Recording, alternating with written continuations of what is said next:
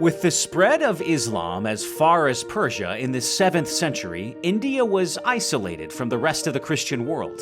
It wasn't until the end of the 15th century that Vasco da Gama made his famous sea voyage from Europe to India, around the Horn of Africa. This led to Catholic missionaries entering India for the first time, including the famous Jesuit Francis Xavier by the mid-16th century.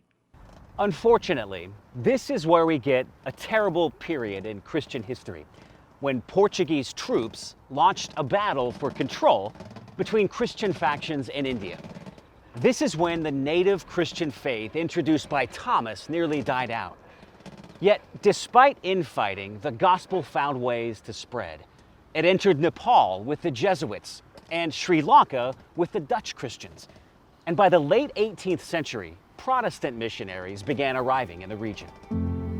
Perhaps the most famous Protestant missionary to reach India was William Carey, the father of modern missions. As a young man in the late 1700s, Kerry became a Baptist.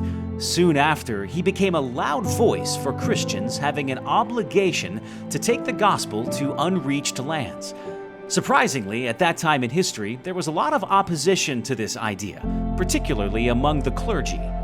In a pamphlet published in 1792, Carey chastised his fellow Christians for abandoning the work of global evangelism. He based his argument on the clear command Jesus gave his disciples: "Go into all the world and preach the gospel to every creature, baptizing them in the name of the Father, and of the Son, and of the Holy Spirit, and teaching them to obey everything I have commanded you. And surely I am with you always, to the very end of the age." Matthew 28:19 and 20. William Carey's passion for Christ's Great Commission led to the formation of the Baptist Missionary Society. In 1793, Carey and his family journeyed to India, where he would spend the rest of his life as a missionary. Carey ended up in a Danish colony just outside Calcutta.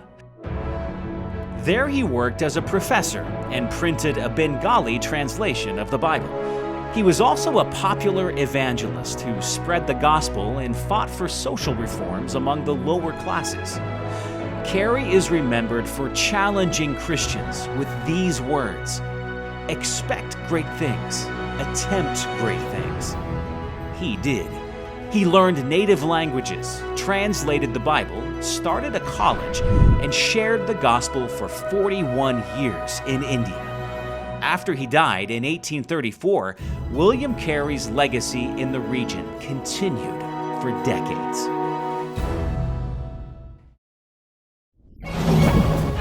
Over 2,000 years ago, the man known as Jesus of Nazareth was born in the small town of Bethlehem in the land of Judea.